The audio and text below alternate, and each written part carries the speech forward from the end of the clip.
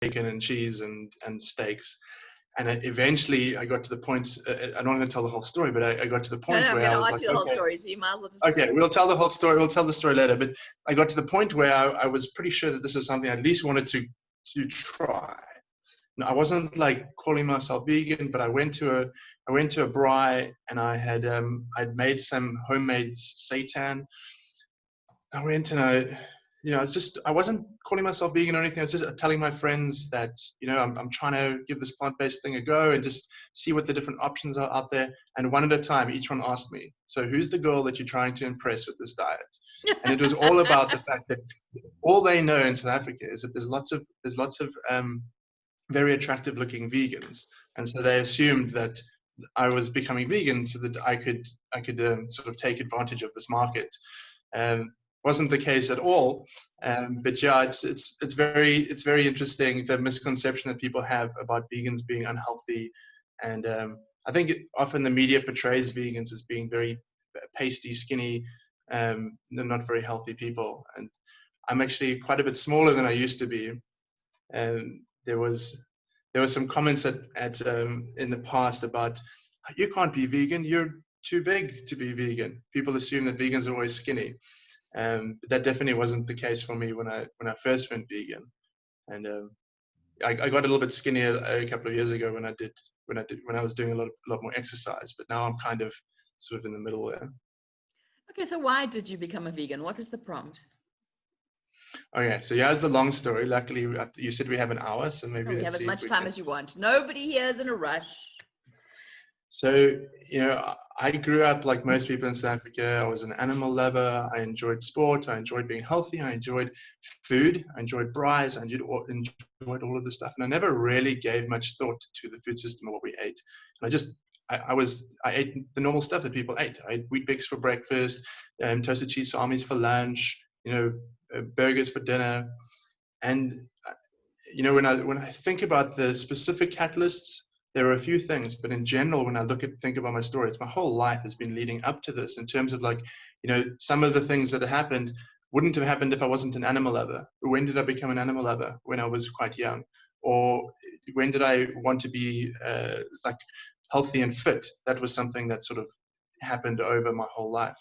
But I think there were two very specific things that happened. The first one, I did an ethics course at the University of Cape Town called Ethics for Every Day with David Benatar. It's quite well known for people who've done ethics at UCT.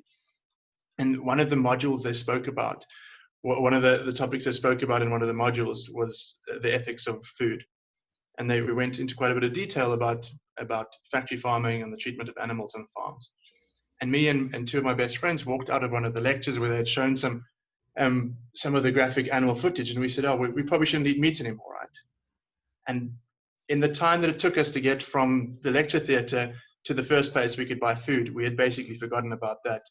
And we had chicken burgers for lunch, and the conversation was we never spoke about it again. It was actually looking back, it was quite strange. And then about 6 years, that was in 2004 or something. And then about 6 years ago, I saw a post from a friend from university on Facebook where she had gone and protested a bacon festival because she was vegan. And I thought, I understand the ethical issues, but if you want to be vegan, that's very nice for you to do, but don't come to our bacon festivals and try and shame us. One, because I don't think it should be an ethical baseline. And two, because even if it is, it's not going to help, because if I go to a festival and I want to eat bacon, then, you being there with the big sign saying, meat is murder or something. It wasn't one of those protests. It was a silent protest, and the signs just said meet your meat or something. It's pretty nice pictures of pigs, I think. And I started writing her an email just to say, congratulations on being able to be vegan. That's very nice that you're doing that, but not everyone has to do this, and not everyone's going to. And if you want to be healthy, you need to eat some meat. So, you've got this wrong. And I thought, this person is a very smart person, and I want to make sure my arguments are really good. So I went online and I thought, whatever argument I have, I can find someone who's written it better than me online. So I started Googling why we can't all be vegan, or what nutrients vegans are deficient in, or why you can't be vegan and be a sports person. And as I went through these things one at a time, every justification that I had to eat meat sort of started disappearing, because I believed, well, you can't get enough protein on a vegan diet. And so I Googled that, protein from a plant-based diet. And now I know I sound very ignorant to anyone who understands this stuff, but at the time I was a typical, like, 20-something-year-old, like, slightly jockish guy. I had no idea. I thought that I knew because I'd read Men's Health magazine for 10 years. And they had always told us, if you want protein, you need to eat animal products. So anyway, chicken breast. Yeah, exactly. I ate a lot of chicken breasts and tuna when I was at university, and I was in very good shape. I did gymnastics and played some volleyball, and I ran and played squash and stuff. I considered myself very athletic and very fit and healthy. And as I started doing the research, I kept thinking, okay, I know the next thing. Okay, if protein is not the problem, then just energy levels is going to be a problem. And if energy levels aren't the problem, then like maybe long-term health or longevity. And slowly the more research I did, the more I realized that we just didn't need to eat animals for health reasons. And I started looking at the environmental side. There's an argument that you need animals to help to create topsoil through fertilizer, through manure. And I read half a book by a guy named Alan Savory. And halfway through the book, I started asking some questions about like some of his methodology, and I did research on. I did finish the book, but I did some research on sort of the critiques of his work, and I realized again from an environmental point of view, the damage being done by the animal agriculture industry is way bigger than any of the potential benefits that we get from some extra cow manure. And so, from the environmental point of view, there was a problem. And we just went through all of those things, like food justice. In South Africa, people will say, well, what about the Karoo where we can only grow sheep? Surely we should be growing sheep if we can only grow sheep there. But the reality is usually if the animals can eat something, whatever they could eat could have rather been farmed for human consumption. So if there are plants in the Karoo that sheep can eat, can we not farm something that's drought resistant for humans? And then when I looked into that even more, it turns out that a lot of the sheep in the Karoo, even though they are feeding on natural vegetation, there's still water and other feed that's being brought in for them. And then again, it's like that's not where most of our meat's coming from. If you go to Pick and Pay or ShopRite Checkers, I don't pick on anyone. If you go to any retailer in South Africa and you buy meat, it's probably not coming from this idyllic. It's almost definitely not coming from this idyllic free-range farm that we have in our minds. Most of the meat in South Africa comes from factory farms. And when you start looking into all of that and you look into how do the economies work, we have more than 50% of the grain and legume crops in the world are fed to animals, so that we can then fatten those animals up and feed them generally to wealthier people. And that obviously increases the price of staple food products like maize and maize and beans and legumes and like lentils and stuff. So anyway, I was kind of in this like this took me about a month. I didn't have a job at the time. I was between jobs, and so I spent about a month doing this research, and eventually I kind of like gave up. And I emailed this friend or message on Facebook, and I said, "Your protest made me think twice." I'm not quite sure exactly what I said to her about the protest, but I said, I want to look into this a little bit more. And she let me know that that the organization that she had started called Vegalicious, which was originally a project at UCT. There's still a society at the University of Cape Town called Vegalicious. And she had started the society, and they had something called the Cape Town Vegan Challenge, where you can try be vegan for a month, and they will give you support, recipes. There were events. It was quite cool. So I thought, okay, let's just sign up for this thing. I'm almost sure I won't become vegan. I'm not even. That's not even a consideration. I'm never going to be vegan, but at least I can drastically reduce the amount of meat that I eat, and I can learn how to cook healthier food. And I think that was one of the big drivers for me. At that stage, I think I was probably about 105 kilograms. I was regularly sick, and I thought, if the worst thing that comes out of this is that I learn how to actually cook things like broccoli and aubergine in a way that I can eat them and enjoy them, that would be a huge benefit to me. So I started on this veggie challenge. And again, no job. I'd recently quit my sort of corporate accounting job, and I really went into it like full tilt. So I went to the shop and I just browsed the aisles and I tried to find everything I could that was vegan. all the meat replacements, all the milk replacements, all like new vegetables I'd never tried before. And I went home and then I probably spent 2 or 3 hours per meal cooking or experimenting and reading cookbooks. And I really went like crazy. Crazy is not the right word. I really you an went all or like, nothing kind of guy. I was like, I don't want to do this thing for a month and then end and like not actually understand what it would be like if you did it properly. So I remember it's like I didn't really have a plan. I just had all the food I could find in the fridge, and I tried to eat quite healthily because that was part of the plan. So I tried not to rely too much on the processed alternatives, and also I didn't have a job, so I didn't want to spend too much money. So there are a few things that I didn't buy all of. I didn't buy every vegan cheese because a lot of those are very expensive. Yeah. And I remember I bought about half of the fries range.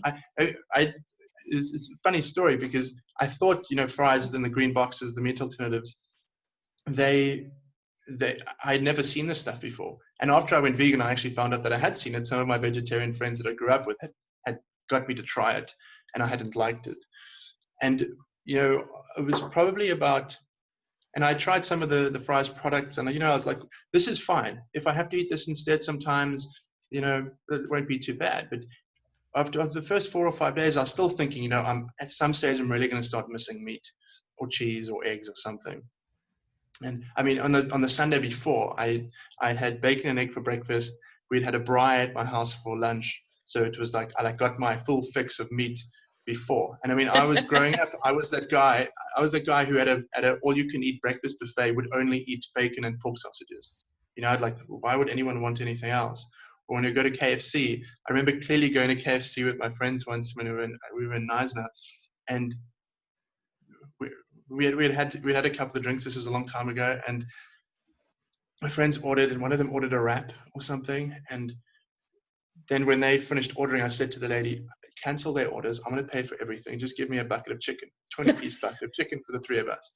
Because that's what I was like, you don't go to KFC and order a wrap. If you go to KFC, you order chicken.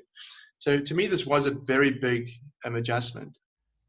And then I think it was about the 10th day, my parents were away, and because again, when I quit my job, I moved back with my folks, which again, this made the whole journey much easier. I completely understand for people who have full-time jobs and don't have time to cook and stuff and don't have time to experiment and to investigate.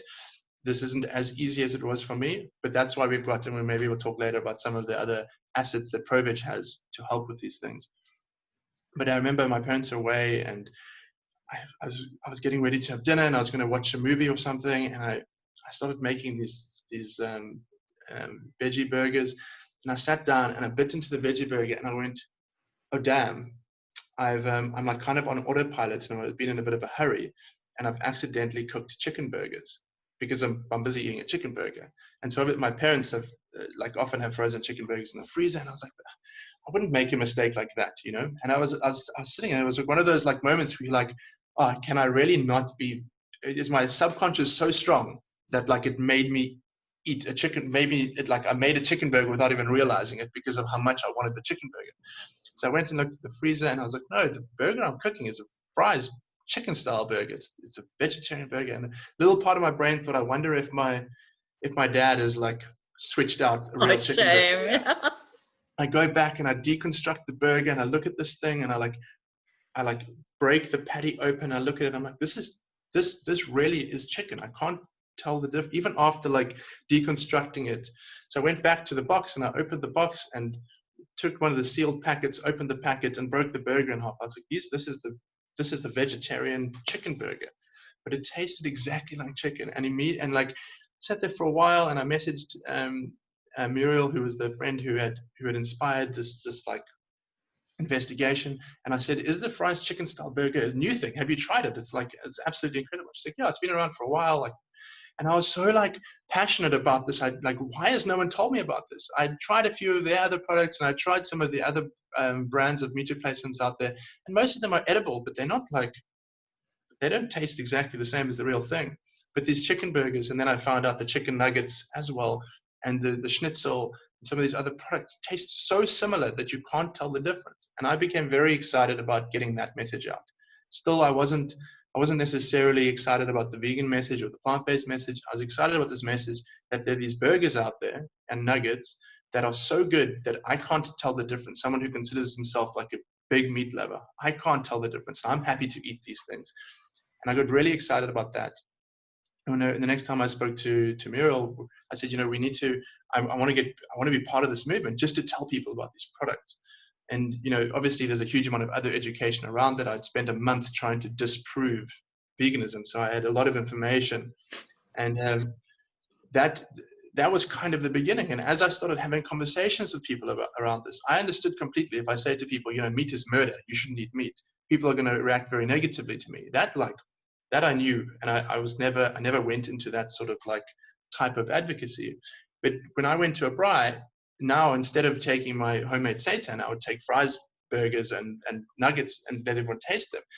And when I saw the sort of like negative response I had from people, even the people who ate the nuggets and liked them, they were like, oh, these are really good. And then you talk to them about potentially eating less meat, and they're like, no, we could never do that. What about our canines and our ancestors and everything? Even though they liked the food and they kind of knew who I was, and I wasn't some strange, at least I wasn't a stranger to them.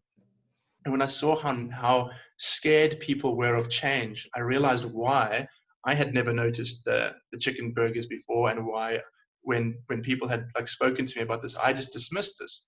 It's partly got to do with education. It's partly because my vegetarian friends in the past had given me maybe a fries sausage, which is a nice sausage, but it's not as nice as a pork sausage. But they hadn't given me the fries nugget, which is basically exactly as good. If not, honestly, possibly better than a normal chicken nugget, because there's no like sinewy pieces or anything like that. When I was at Fry's, and since then I've overseen probably over 100,000 nugget samplings. So I haven't handed out every one of those, but I've been at the stands where we've handed them out. And I've eaten a good portion of them, and never have I seen someone take one and go, this isn't chicken. Occasionally, if people know that it's not chicken first, they're like, oh yeah, I can taste the difference. But 99.9% of this 100,000 people are just, this is a really good chicken nugget. And the conversation usually goes, hey, can I interest you in a fries nugget? Oh, this is really good. It could be one of the best nuggets you've ever had, right? Yeah, it is. Can I tell you what's special about it? There's no animals in there, which means no cholesterol, no antibiotics, no hormones. It uses much less water, much less land, and an animal doesn't have to die. And people are very excited about the nugget, but when you talk to them about like being vegan, they think it's this really big, strange thing. So that's one of the things that like, it took me a little bit of time to overcome that and be like, wait, I actually really believe that the world will be a better place if I don't contribute to animal agriculture. So that's sort of when I decided that I was going to call myself a vegan for whatever that's worth. There's still a lot of people that argue about the exact definition. Yeah. Veganism is more than just diet. It's an entire movement. Why don't you tell us a little bit more about that? Yeah, so I think that's a really good thing to talk about when we come to like why it seems so hard for people. I think, when we talk about plant-based diets, we're talking about the food we eat. So that's just saying we don't eat animals, we don't eat eggs, dairy, and there are a lot of people say veganism is like you have to be perfectly pure and not eat anything with any animal products in it. So there's generally a line that has to be drawn somewhere, because there's like, are you including insects? Are you including invertebrates? And different people have different rules. But in general, a plant-based diet is quite simple. You eat food that's made from plants. And then vegan would go a step further and say, if the reason for not eating animals is that you don't want to cause damage to the environment or whatever, or you have ethical concerns around the use of animals, then wearing wool or wearing fur or wearing leather would have similar implications. So a vegan wouldn't support any industries that use animals as an input. So what we wear, you would try as much as possible to avoid any sort of like entertainment that requires animals to be sort of like a circus. Yeah, so like circuses, or going to like Mashaka Marine World and seeing the dolphins. And again, it's one of those things. When I grew up, the idea of going to a zoo or a circus or going and seeing a killer whale in like a aquarium would sound amazing. And then when you actually think about it and you actually do the research of how much land or how much, or not land, how far a killer whale would usually go in nature, and you're like, how is it possible that we think it's okay to keep it in a cage? You know, how do we think it's possible to keep a lion in a cage?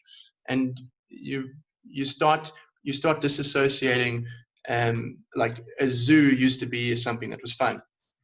Now to me, a zoo is somewhere where there's lots of animals in cages. And, you know, it's like, often it's even if the animals are in relatively good, clean conditions, they're not in the natural conditions that they would usually be in. So an elephant, for example, I've been lucky enough to see lots of elephants in the wild. And I think I understand that's a very privileged thing for me to have done. Not everyone gets to see elephants in the wild. But having seen elephants in the wild and then going to a zoo and seeing an elephant in the zoo, it's like a heartbreaking experience, because you can see very clearly within. And I've seen a couple of elephants in zoos since I've gone vegan, and the experience is completely different. It's like you actually think about, like, that's a living animal that would love to be in a huge herd of other elephants. And elephants have social lives, and elephants know the other community members. And to have one elephant on their own, or even two elephants, or even three elephants in an area that's a tiny fraction of the kind of area that it would usually cover, is, to me, is a little bit heartbreaking. And then people think like, oh, veganism sounds so extreme. That when I did that course at UCT, David Benatar was vegan. I still remember thinking to myself, that must be so hard to do. It must be so hard to avoid all animal products, and it's so hard to do to avoid anything that requires animal input. And when you actually start living it, you go, well, that's actually not that hard. You know, it's not a case that it's like a natural progression to get here. It's not a natural progression that there will be an elephant in a zoo. Like, we actually have to go out of our way to put the elephant in the zoo. And then we have to go out of our way to advertise to people that it's natural that there's an elephant in the zoo. And it's the same for things like what we eat. Is, you know, maybe at some stage in our past, obviously it was very beneficial for us to eat animals because there wasn't enough of food or calories, especially from other sources. But today, the argument just doesn't exist. We can walk into Pick and Pay and buy all the food we possibly need without animals. So, you know, there's an active lobby trying to convince people that they have to eat animals for some reason, and it's all over the world. Yeah, in the European Union has just launched this really big. It was in the news the last week or so. This really big campaign to get young people in Europe to eat more to eat more pork, because people are eating less pork. And so it's not, you know, you have to have this big campaign to tell people why pork is good, and then you can't advertise pork as being particularly healthy because it's not. So you come up with all of these, like, I mean, marketing in general is like this, but you come up with like campaigns to try and position something in a way that makes it sound better, even though you can't make false claims. And I mean, there's a very fine line. I think a lot of people still are making false claims. But I think one of the pork campaigns I saw was like, pork, be inspired. And you're like, what is this? But the thing is with these sort of marketing campaigns is that, and with like knowledge in general, defending the status quo is always way, way, way easier than change. So it's like, for me, if someone talks to me about what I eat, I have to prove to them that plant-based is better than eating meat, because eating meat is the status quo. No one feels the need to like really justify what they're doing. That you have to justify asking them to change. And so that's, I think, one of the things for me is like, as long as we accept the status quo is right, unless someone gives us other information, then we'll always justify stuff that we've always done. And we know that, like, in any generation, there's huge amounts of things. If we look at our grandparents and our grandparents, there's like stuff that happened. And you're like, oh my God, that's crazy. How did we allow that to happen? Apartheid was like basically yesterday in like human history. And you think, okay, well, if we're able to do that, and Black Lives Matter, and, you know, homosexuality, and like feminism, and all of these issues, and you think, if we feel like we kind of on the right side of history with those issues, maybe we are. But are we asking ourselves, what are the issues for today's society that tomorrow's society is going to look back on and go, how are we doing that? And those are the things that are much harder to notice. It's much easier to get on board with the social justice movement once it's in the majority. when everyone's talking about it, it's easy to be like, okay, yeah, maybe I should go along with that. But it's really difficult when you're in the minority, because no one wants to place themselves in a minority. So if you're, I mean, and again, I'm speaking on behalf of other people, which I shouldn't do, but if you're a white South African right now, and you say you like apartheid, that is a crazy thing to say, and I didn't know anyone who would say that. But if you were a white South African 50 years ago, you probably wouldn't speak out against it. And we know that, I mean, I'm not saying no white people did speak out against it, but it was a very, very small percentage of people. So that's why, for me, with veganism is one of those things that I see in our society at the moment. How we treat animals is something that, if we really think about it, we wouldn't support. But most of us don't think about it, and we actively encourage not to. Okay, now let's talk about animals that are domesticated. Like, for example, I keep chickens. Now, a byproduct of keeping chickens is eggs, and yet vegans won't. Why won't you eat eggs? I mean, for me, it's an egg is never, unless it's a rooster, an egg is never alive. So why is there a sort of a prohibition against eating eggs? I think there's definitely like years where you start coming into like the different, like how strict people are with things like this. And I think that in general, if you're going and buying an egg from Pick and Pay, that's an easy answer. So like if you're buying an egg from Pick and Pay, whether it's free range or not, I mean, the free range is not like a legally binding definition. So if you go and look at the farmers, I've been to Farmer Angus's farm in Spear, and those animals seem to be really free range. I'm not going to say they're not, but the average egg that you buy, especially if it's a caged egg, you're paying for animal cruelty. And then when we look at domesticated chickens, my sister used to keep chickens as well, and I've house sat a house that had chickens, and so yeah, 100% I get that you can keep a chicken sort of as a pet. I mean, the idea of keeping an animal as a pet is probably not really aligned with vegan values anyway. I mean, it's sort of a rescue animal. And so for me, my main reason for not wanting to eat eggs when I was house sitting this last house that I house sat, and there were eggs available for us to eat, was because by that stage the idea had become gross to me. Like what an egg actually was, it was just gross to me. And then also for health reasons, I just would rather not eat them. But from an ethical point of view, if chickens are generally left to their own devices, they would often eat the eggs themselves to get extra calcium. So obviously if you're feeding them enough calcium, they wouldn't do that. So that's one thing you should, if you are keeping hens, is give them the opportunity to do that at least occasionally with their eggs. But the other thing is that, and this is one of the things I found out through when my sister got chickens, is that where do you get your chickens from? So if people regularly keep chickens and they're buying chickens from a chicken breeder, they have to ask that question of like, what's happening on the farm where these chickens are being bred? Because usually in a chicken farm where chickens are being raised to be egg-laying chickens, the male chicks are basically killed on day one. That doesn't happen all the time, but it's definitely the general case in South Africa for the vast majority. Yeah. And that's horrific. That's the kind of thing that, like, for me, I didn't go vegan for like the compassion reason. But looking back, and now when I see it, I'm like, this is crazy. And I don't want to talk too much about all of the like gory stuff, but I think if anyone doesn't know that, if you go to a large scale hatchery in South Africa, they are taking thousands, if not tens of thousands of baby chicks, the males, and they're killing them on day zero, basically, when they're born. Because now there is some technology that you can actually make sure that you get more female chickens. And the way they do that as well, it's not like some really nice euthanasia. It's either with they put them in a room and gas them, or, which is even worse, is they put them in a grinder. They just drop them whole in a grinder. And you just think, how on earth would anyone ever support that? And the way we support that is because that's done behind closed doors somewhere that we never. We're not seeing it. And then when people share it online, like again, I don't share graphic stuff online because I find that it doesn't get the response that you think it will. When people share it online, they go, that's not always the case. So I don't want to look at that, or don't come and push your beliefs down my throat. And so it's quite a hard thing to educate people about. But again, it's like, if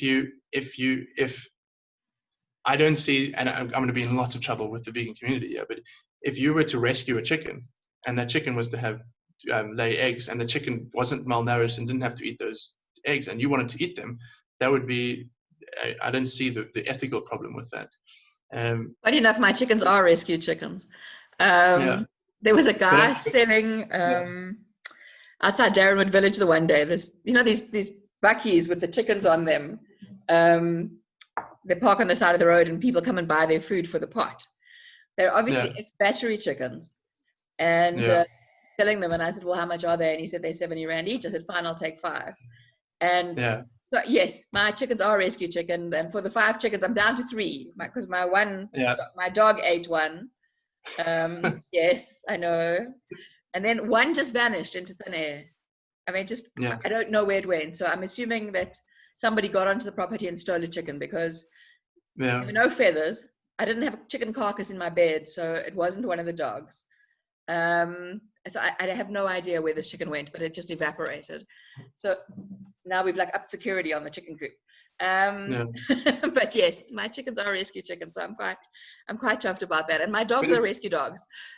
Yeah, like if everyone who wanted to eat eggs only ate the eggs from the chickens that they really, really looked after, and those chickens weren't from farms where anything bad happened to chickens, the world would be a much better place. I'm not saying that that's what I want. I would love everyone to go vegan, but realistically, at the moment, most people are going to Pick and Pay and buying chickens. I should stop saying Pick and Pay. Most people are going to the shops and buying eggs that are coming from chickens that are kept in absolutely appalling conditions. That if we saw that on a daily basis, we wouldn't support it. And I know people again will be like, "No, I've been to a farm and I've seen how the chickens are." It's like, fine, then only go buy from that farm.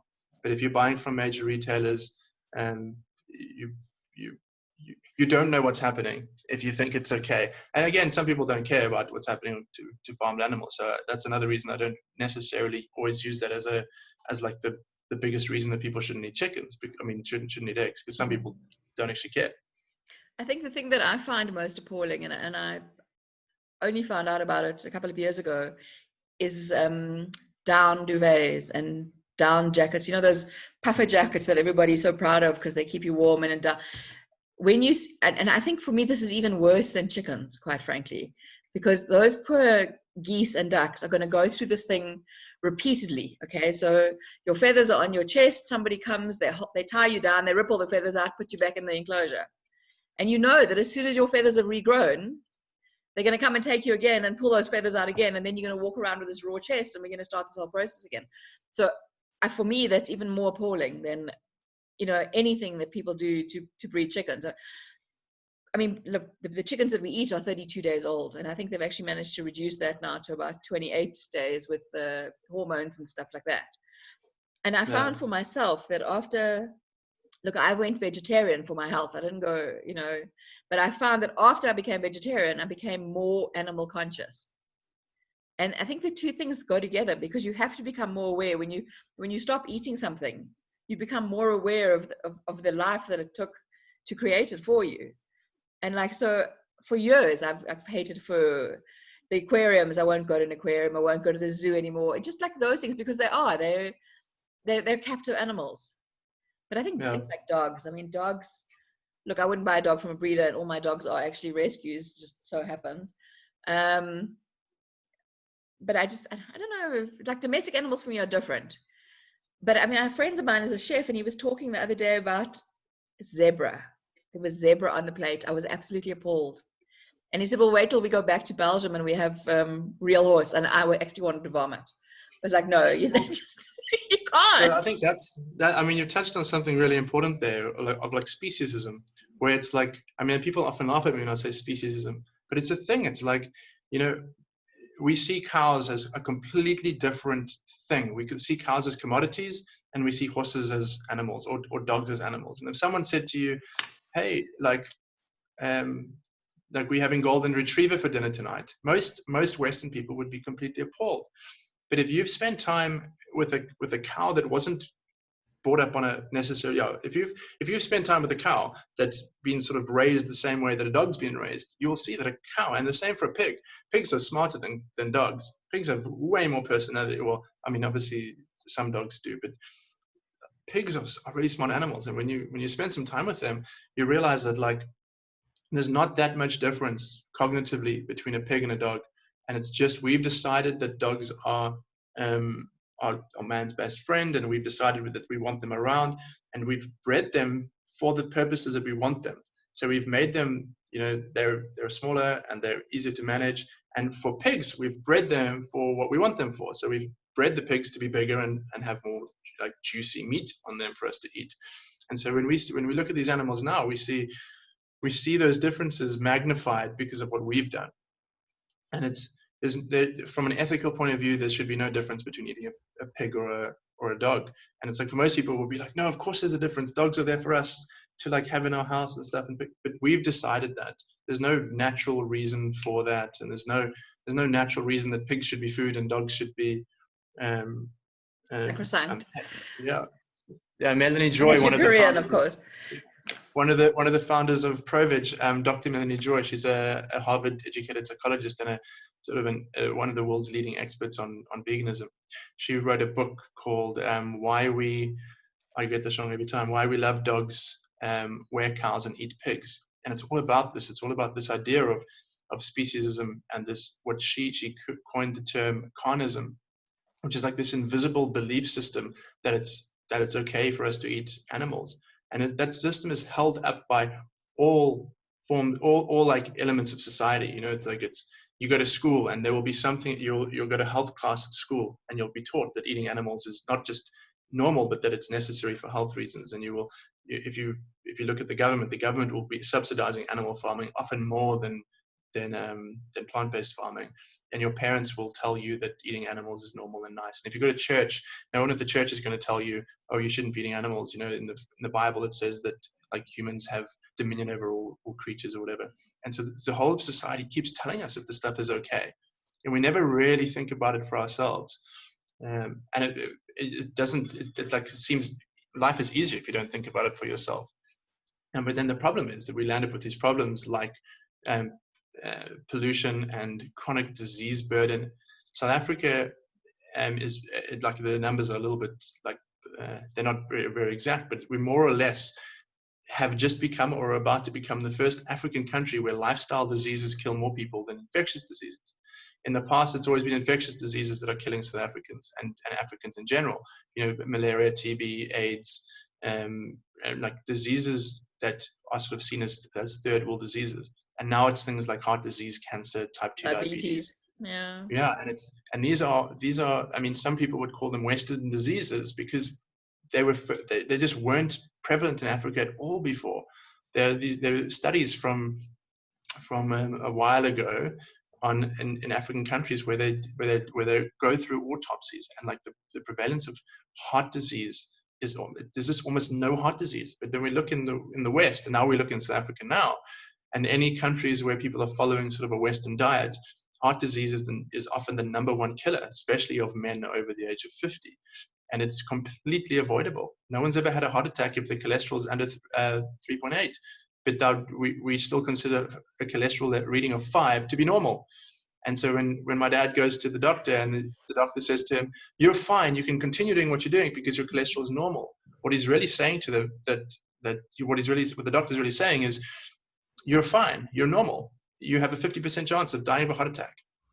And we just accept that. We just go, well, that's just what happens. When you get to 65, you might drop dead of a heart attack. And that's just something that we've accepted because we don't want to think about the choices that we're making. And people think, and then someone like my dad, I don't want to pick on him, but he will say something like, "Oh, life's too short to like worry about these things." And you go, well, it's not just about how long you live for, it's the quality of life. So if you look at like the life expectancy of humans at the moment is increasing. And in America, I think it was the first time where it kind of like stalled. But that stall it's not because on average we aren't able to live longer. The people who are very healthy are still living longer, but more people are dying at a very young age. And the scariest stats are the stats around how many people are living with chronic disease. So the number of people who are in wheelchairs for lifestyle type diseases. So you're in a wheelchair because of heart disease. And some people in a wheelchair, and the doctors can keep you alive for 30 years, even though you have serious heart disease problems, but you're in a wheelchair, and that can be reversed, and you can be walking around in 3 or 4 months' time if you change your diet. But it's just that information is not getting out there. And again, it's because we don't like thinking about stuff that isn't our problem, and we like to we like to, and it's why carnism works so well, we like to delegate responsibility for things that we don't know that much about to other people. So when we go to the doctor, we trust what the doctor says. The doctor says, here's the problem, take this pill, you'll be fine. That's way easier than having to have a doctor who says to you, okay, let's see what lifestyle choices you've made over the last however many years and how those lifestyle choices are affecting you. And we have at least one very famous sports scientist in South Africa who's admitted we can't tell people what the healthiest possible thing to do is because they're not going to choose that. Let's rather just give them a good solution that will probably help them a bit, but let's not tell them what the best solution possibly is. And for me, it's like, well, what's better is to give people the best solution and tell them to work towards that best solution. And if they can't do it, at least be some way closer to that best solution.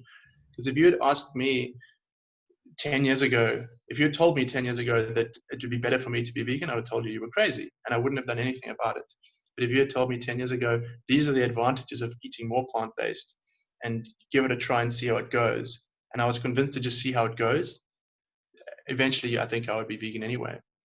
And so that's a big part of it. It's like we seem to have this like dichotomy. It's like either you're vegan, or maybe you're vegan or vegetarian, or you're not. And what the reality is in South Africa is that's not actually the case. There's vegans, vegetarians, and what the industry is now calling flexitarians, which are people who are cutting back.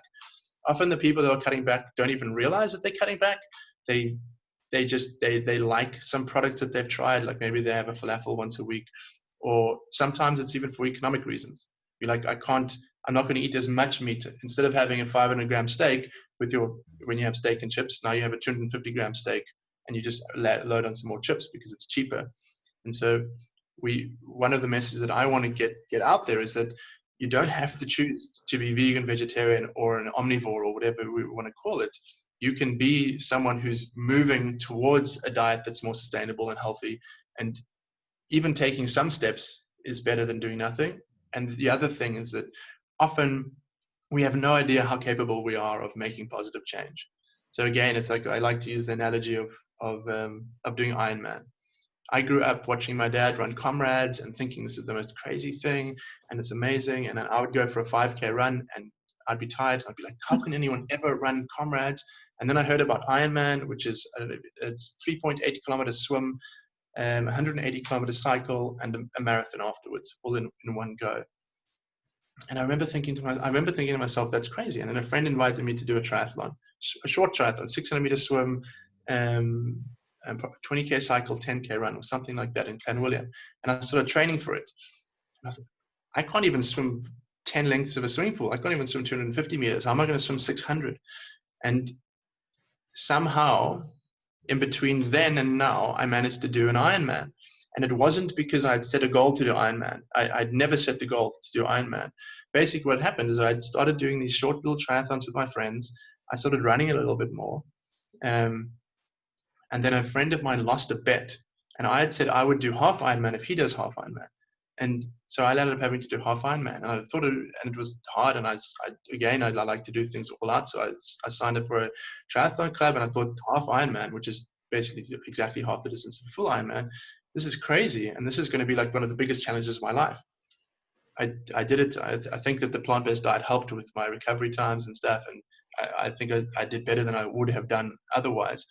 And then my coach just said to me, when are you going to start training for full Ironman?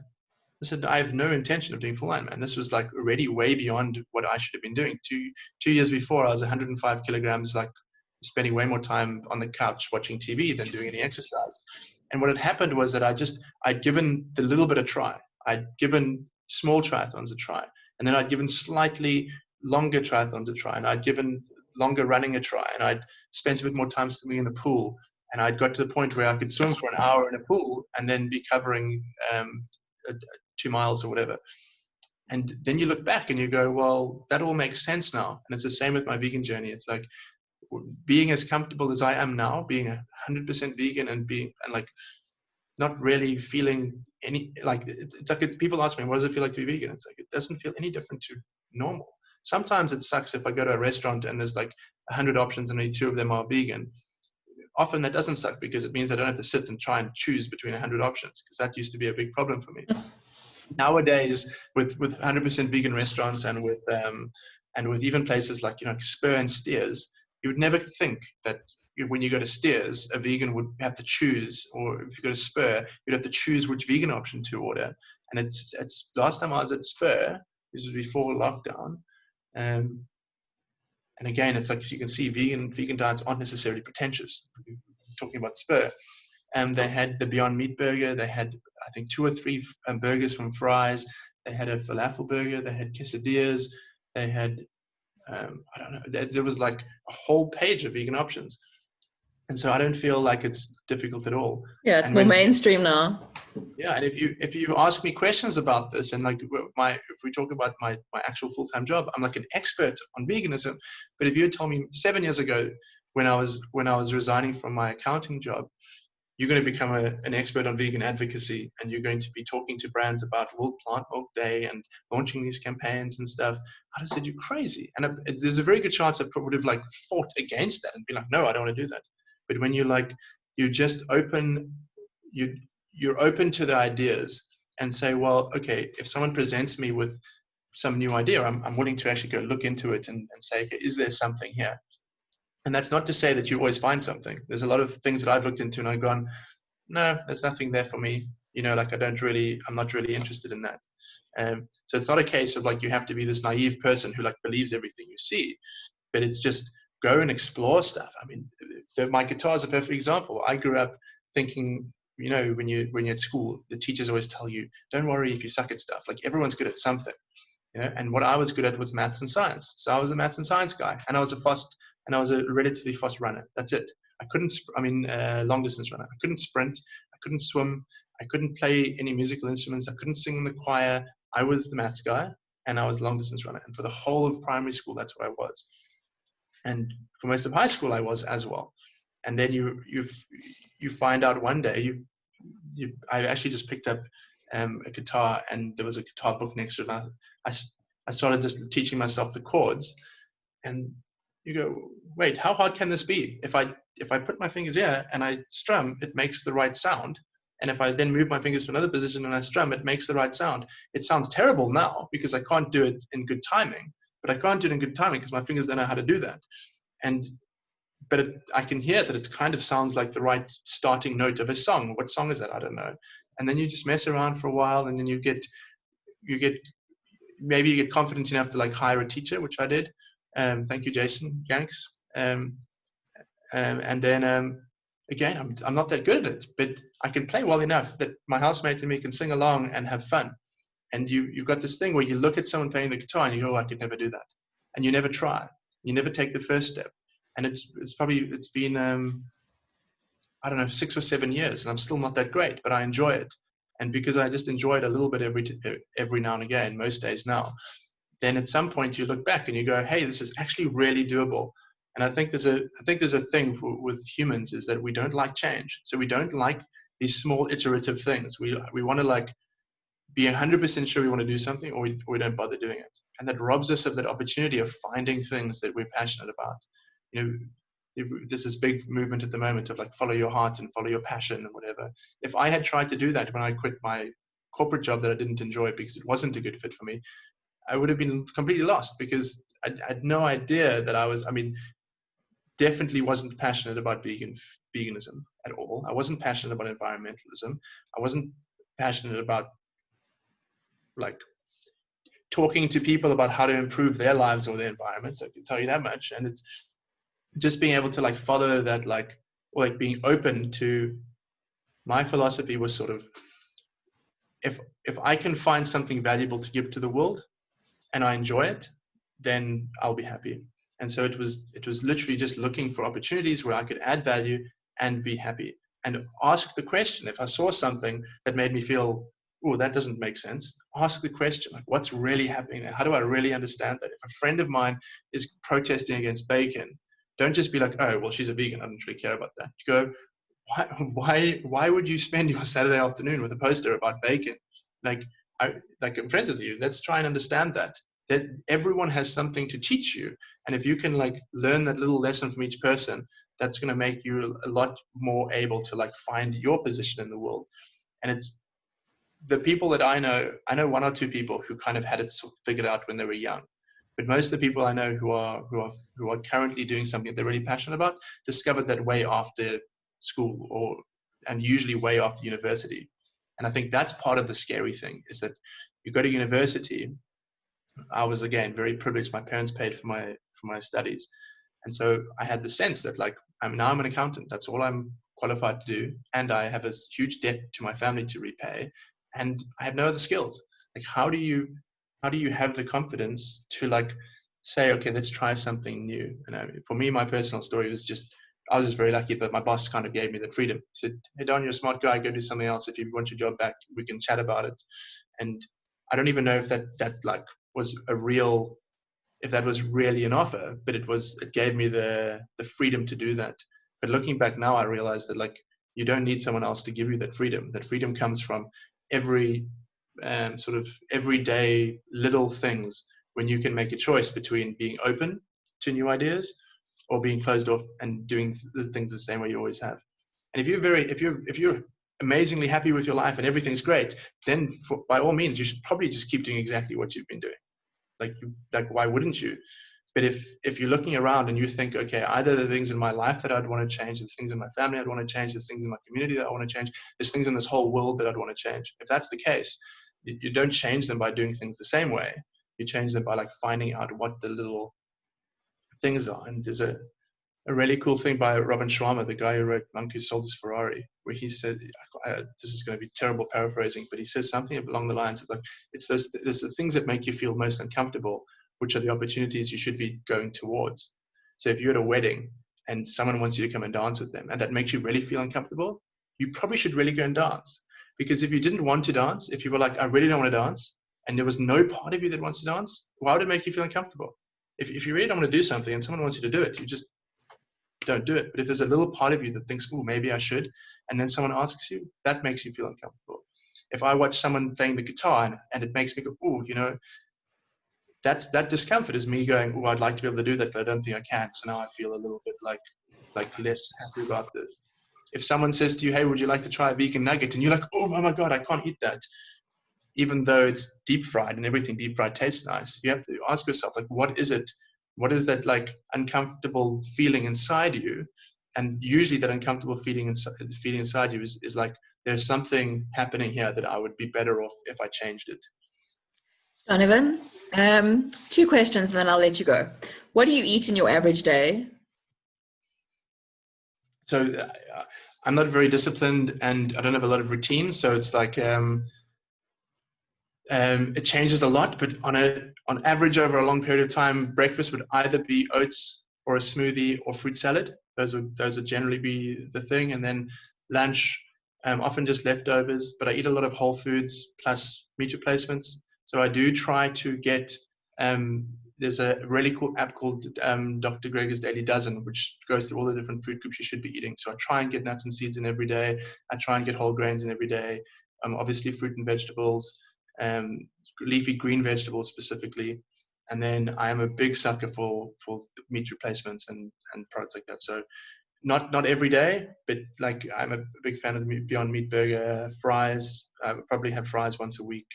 And then things like falafels. Sure. If we give a little shout out to Outcast Falafels. They make probably the healthiest. It's just a falafel mix. You mix it with water and then you make your own falafel, and they're absolutely amazing. Eat a lot of those as well. Why don't you make your own? I do occasionally, but there are a few things. One is that it's alas, and I am a little bit lazy when it comes to these things, even though I love cooking. And two, the Outcast falafels specifically are like, he uses activated ingredients and he has a whole lot of like superfoody kind of things in there. So it's like to me, it's like almost like a health supplement in a meal. Until you fry it. Yeah, so what we have an air fryer. So like we try, I do pan fry it very lightly, like very, very lightly with a bit of like a tiny bit of oil, and then we air fry it for the rest of the way. Okay, so there's 2 comments here. Yeah, I saw the comment about cheese. It is a difficulty. The cheeses aren't all that great. I really like a brand called the Coquin. They're quite good. And Nature and Moi is quite good. They don't all melt that well. And then my favorite is probably Via Life for pizza cheese. If you can find that, it's the only one that I think really melts well. But I think it's, there's two things. One thing is like, don't lose heart because the first one you try isn't good. And the second one is like, you sometimes, unfortunately at the moment, and it's not ideal, but unfortunately you have to experiment with how you use some of the products. Some of the cheeses, it's like, you just have to like, don't grate it very finely if you want to melt it. It melts better in big blocks and stuff like that. So if you've got any questions, you can send them to me on, I think Instagram. I'll share it via WhatsApp, don't worry. Okay, cool. Donovan, the other question, this is the other comment from Barbara. The reality is that everyone has the power to do whatever they set their minds to. What one eats is no different. Thank you for sharing your journey on the subject. Well, I think that also here, the little cheese makers are good, like Irene, the little people who are making small independent products. And the biltong that I absolutely loved, that I'm not seeing around anymore, is poppy seed. Yeah, I'll tell you. So firstly, Irene's doing a great job. They've got a lot of cool options. We actually had, I think it's actually on the stove now, but we really like her cheese sauce. She's got a powdered cheese sauce. You just take this cheese powder, it's like vegan cheese powder, and you add like a plant-based milk, and you heat it up over the stove, and you get a really nice cheese sauce for like cheeseburgers or for mac and cheese or stuff. So that's a really cool product. And then poppy seed, Ricardo was a very good friend of mine who was making it. Unfortunately, he's stopped making it. He's focusing on his, he's got a vegan skincare range called Lenka. It's a really, really good range. I don't really use anything, but I know my housemate uses it and swears by it. Very like natural, clean ingredients. So yeah, unfortunately, we don't have the poppy seed biltong at the moment, but we do have really good locally made cruelty-free skincare. Because I also herbivore. I mean, we got really excited. I'll never forget the vegan market the one day. My friend and I were both eating the vegan biltong, thinking, "Oh, this is absolutely divine." And we took some home. And then the next morning, I thought, "Oh, I'll have some vegan biltong for breakfast." And God, it was horrible. It was like, did I really just buy this? Like, what was obviously we were in the moment and it was fantastic. But the poppy seed one tasted just like biltong. I think it was the spicing. It was beautiful. Well, what's really interesting is, I especially because I work in this movement, and like my passion is to get people who aren't in the movement to try the products. I'm not trying to make everyone go vegan, but I'm just trying to get people to see that there are some products. So my focus is very much on like the best products that taste exactly the same as the real thing. So like the poppy seed biltong, it tastes exactly like meat. Beyond Meat burger tastes exactly like meat. Fries chicken style burgers taste exactly like chicken style burgers. Oat milk is like the closest thing to real milk. So that's the one that like I get really excited about. I mean, I feel bad because there's so many great brands out there that we could mention. OKR sells really great oat milk, and there's obviously tons of milk brands. But what happens is, after a while, these ones that don't taste like meat start tasting nice too, because our taste buds change. So it's like, people look at me now and they often see, I say I eat leafy greens every day, and they're like, "Oh, I wish I could be like you. I wish I liked leafy greens." Like, I definitely wouldn't have been eating spinach by choice 10 years ago. It's just not something I'd eat. And when I first went vegan, I would like hide it in my smoothies and like hide it in like stir fries and stuff. And now I'm happy to pile it on top, because your taste buds change. So with, you say herbivore's biltong, it's like, I agree with you that it doesn't taste exactly like biltong, but I really, really like it, because I've grown accustomed to those tastes. And it's not a case of like, oh, now my tastes are strange. I still like the Beyond Meat burger, which tastes exactly like meat. It's just you're like, every taste is an acquired taste, basically. Have you seen the new Denny's mince products?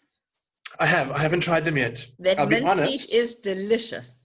I'm really excited to try it, and we reached out to them, but they haven't got back to us. But I didn't like I liked their mushroom burgers, but I only liked them when I deep fried them. So that was a little bit of a problem. I fried up the mince